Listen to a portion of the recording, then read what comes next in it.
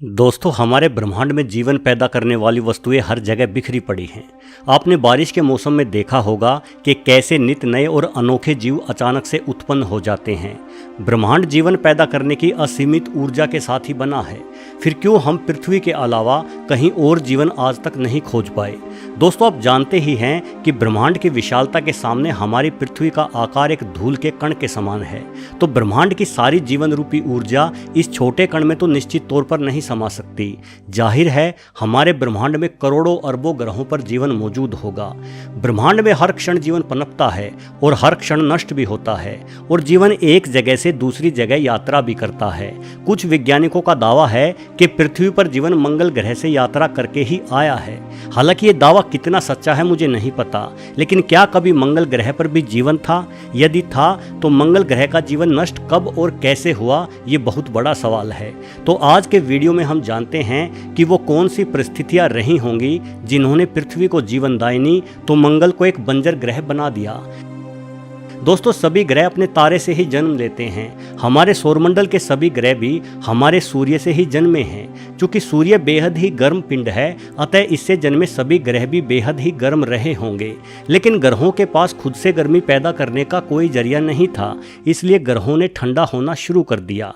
ग्रहों के ठंडे होने की प्रक्रिया करोड़ों सालों तक चलती रही।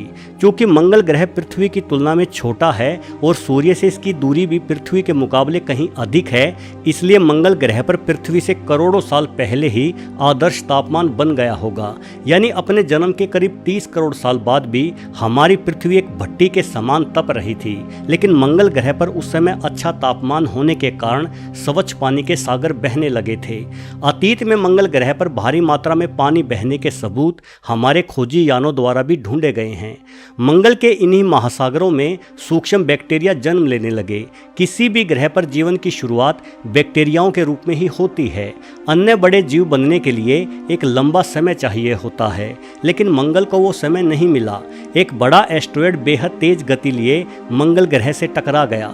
इस एस्टेरॉयड की टक्कर से हजारों परमाणु बमों के समान ऊर्जा निकली और मंगल ग्रह का उत्तरी हिस्सा लगभग खत्म हो गया। यहाँ इतना बड़ा गड्ढा बन गया कि उसमें पूरा अमेरिका देश ही डूब जाए। इतनी बड़ी टक्कर से पूरा ग्रह पिघल गया होगा, जिससे मंगल पर मौजूद बैक्टीरिया रूपी जीवन निश्चित तौर पर नष्ट हो गया होगा। वहीं तकरीबन उसी समय घुमक्कड़ ग्रह हमारी पृथ्वी से भी टकरा गया। खैर, लावे की तरह धधकती पृथ्वी पर वैसे भी जीवन तो था ही नहीं, लेकिन ये टक्कर इतनी जोरदार थी कि इस टक्कर से पृथ्वी के 2 टुकड़े हो गए। बड़े टुकड़े पर आज हम रहते हैं और छोटे टुकड़े को हम चंद्रमा के रूप में जानते हैं। मंगल पर एस्टेरॉयड की टक्कर ने जहां जीवन नष्ट कर दिया, वहीं पृथ्वी के 2 टुकड़ों में बंट जाना एक बेहद ही शानदार संयोग था, जिससे भविष्य में पृथ्वी पर जीवन जीने लायक परिस्थितियां बनने वाली थी। दोस्तों, वर्ष 2004 में नासा के रोवर्स ने मंगल ग्रह की गजब की तस्वीर ली। इन तस्वीरों में गोल पत्थर थे जो हजारों साल तक पानी बहने के कारण बनते हैं।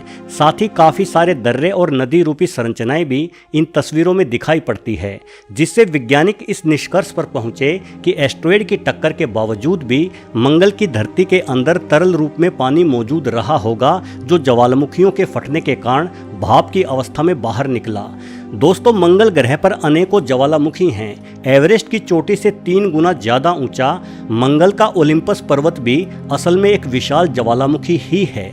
जलवाष्प के रूप में ज्वालामुखियों ने पानी बाहर फेंका तो मंगल पर बादल बने और बारिश हुई, और मंगल की सतह पर एक बार फिर से जीवन पनपने लगा। लेकिन ये दूसरी बार पनपने वाला जीवन भी मंगल पर लंबे समय तक नहीं चल पाया। असल में सूर्य से अधिक दूरी के कारण अब तक मंगल ग्रह काफी ज्यादा ठंडा होने लगा था, जिससे मंगल का पानी बर्फ के रूप में बदलने लगा और मंगल पर वर्षा चक्र समाप्त हो गया।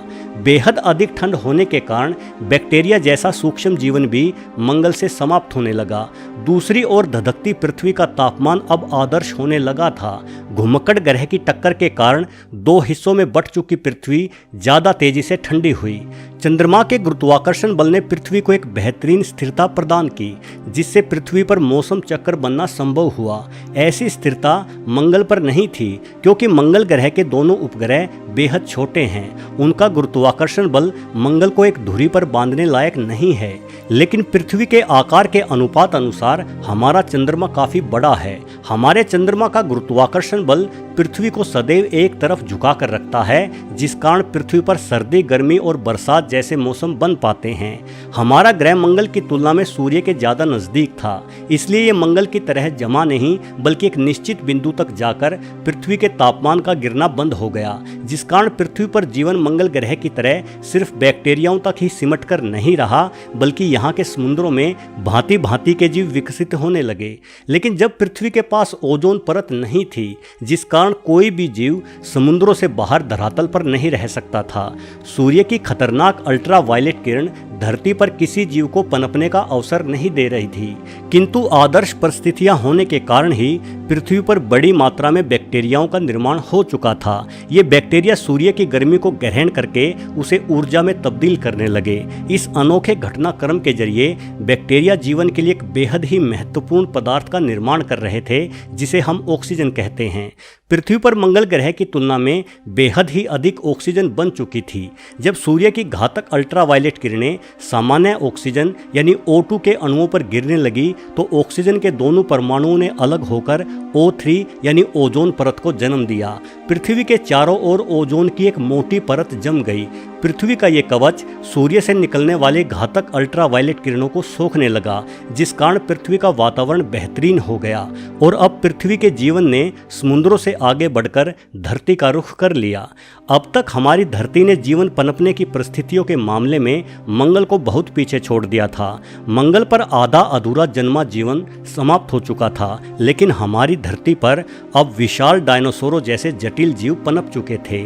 लेकिन जीवन की राह आसान नहीं होती। जहाँ जीवन होता है वहाँ मृत्यु भी होती है। 16 करोड़ सालों तक पृथ्वी पर राज करने वाले डायनासोरों की जीवन लीला भी एक उल्का पिंड गिरने से समाप्त हो गई। सिर्फ 10 किलोमीटर बड़े इस उल्का पिंड ने पूरी दुनिया में तबाही मचा डाली। तापमान बेहद ही अधिक हो गया। चट्टानों में मौजूद कार्बन डाइऑक्साइड भाप बनकर आसमान में फैल गई, जिस कारण सैकड़ों सालों तक हमारी पृथ्वी पर तेजाब की बारिश चलती रही। धरती को नरक बना देने वाली ये घटना आज से कोई 6.5 करोड़ साल पहले हुई थी, लेकिन ये घटना हम इंसानों के लिए वरदान साबित हुई। अगर डायनासोर नष्ट नहीं होते तो आज हम यहाँ नहीं होते।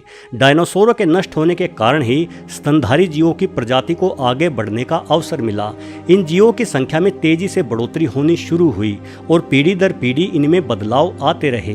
करीब 6 करोड़ सालों तक चले इस बदलाव के कारण ही इंसानों जैसी बुद्धिमान प्रजाति ने जन्म लिया। डायनासोर अपनी ताकत के दम पर पृथ्वी पर राज करते थे, लेकिन अब जीवन परिवर्तन ले चुका था। हम इंसानों ने अपनी ताकत के दम पर नहीं बल्कि अपनी बुद्धिमानी के दम पर पृथ्वी पर राज किया। पृथ्वी पर मौजूद हर संसाधन को हमने इस्तेमाल करना सीखा और आज हम इतनी तरक्की कर चुके हैं कि धरती के किसी भी प्राणी का पलक झपकते ही खात्मा कर सकते हैं। दोस्तों, जीवन की संरचना बेहद जटिल है। जीवन ऐसे ही ग्रहों पर विकसित हो सकता है जहां हर परिस्थिति आदर्श हो, जहां तापमान इतना आदर्श हो कि जल तरल अवस्था में रह सके, जहां हमारे चंद्रमा जैसा एक बड़ा उपग्रह भी हो जो अपने ग्रह को बिल्कुल स्थिर रखे, जहां ओजोन लेयर भी हो जो सूरज की हानिकारक किरणों से जीवन को बचाए रखे, और जिस ग्रह की अपनी चुंबकीय शक्ति भी हो ताकि सौर तूफान से जीवन सुरक्षित रह सके। बेशक यह ब्रह्मांड अरबों खरबों ग्रहों से भरा हुआ है, लेकिन पृथ्वी जैसी आदर्श परिस्थितियां बेहद ही कम ग्रहों पर ही होगी। हाँ, लेकिन होगी जरूर। ऐसे अनेकों ग्रह होंगे जहां एलियंस राज करते हैं, ठीक वैसे ही जैसे अपनी पृथ्वी पर हम इंसान राज करते हैं। और जब तक ये आदर्श परिस्थितियां रहेंगी तब तक हम इंसान पृथ्वी पर राज करते ही रहेंगे। लेकिन बड़ा सवाल ये है कि ये आदर्श परिस्थितियां कब तक रहेंगी। ऐसे अनेकों कारण हैं जिनसे एक बार फिर से पृथ्वी के हालात नरक जैसे हो जाएंगे और डायनासोरों की ही तरह हम इंसानों का खात्मा भी इस पृथ्वी से हो जाएगा। कोई एस्ट्रॉयड फिर से हमारी धरती से टकरा सकता है, किसी वायरस से कोई घातक महामारी फैल सकती है जिसे रोकना हमारे बस में नहीं होगा, या हम इंसान ही परमाणु बम और जैविक हथियारों का इस्तेमाल करके जीवन का खात्मा कर सकते हैं। कभी न कभी फिर से पृथ्वी पर जीवन का खात्मा जरूर होगा, लेकिन कब होगा कोई नहीं बता सकता। किंतु पृथ्वी पर आने वाली कोई भी आपदा जीवन को पूरी तरह से नष्ट नहीं कर पाएगी। धरती पर इंसान सिर्फ 2 लाख सालों से ही है, जबकि धरती पर जीवन अरबों सालों से है। इन अरबों सालों में हजारों मुसीबतों का सामना पृथ्वी ने किया है। अनेकों बार जीवन नष्ट भी हुआ है, लेकिन फिर नया जीवन जन्म ले लेता है। जीवन हालातों के हिसाब से खुद को बदल लेता है। अगर आज कोई विध्वंसकारी घटना पृथ्वी पर घटती है तो हम इंसान पृथ्वी से नष्ट हो जाएंगे, लेकिन जीवन को उपजाने वाली आदर्श परिस्थितियाँ पृथ्वी से स्थायी रूप से समाप्त नहीं होगी। जीवन फिर से नए रूप में पनपेगा। जिस तरह से आज हम इंसानों का पृथ्वी पर राज है, फिर किसी अन्य जीव का पृथ्वी पर राज होगा। लेकिन दोस्तों, जीवन और मृत्यु एक साथ ही चलते हैं। एक दिन हमारी धरती और इस धरती के जीवन का पूर्णतः अंत भी अवश्य होगा, और इसकी वजह बनेगा हमारा सूर्य। हमारी पृथ्वी सूर्य से जन्मी है और एक दिन इसके अंत का कारण भी सूर्य ही होगा। हमारा सूर्य ऊर्जा का भंडार है, और जैसे जैसे सूर्य का ईंधन खत्म हो रहा है, वैसे वैसे सूर्य का आकार भी बढ़ता जा रहा है।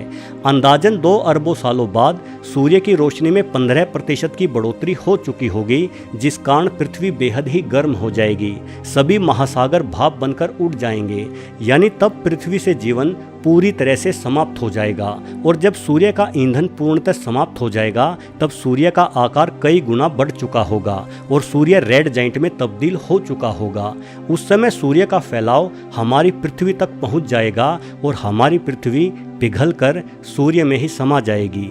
जिस तरह से हम अमर नहीं हैं, उसी तरह से हमारी पृथ्वी भी अमर नहीं है। सृष्टि का नियम है कि जिसका जन्म होता है उसका अंत भी जरूर होता है। वीडियो को पूरा देखने के लिए आपका बहुत बहुत धन्यवाद।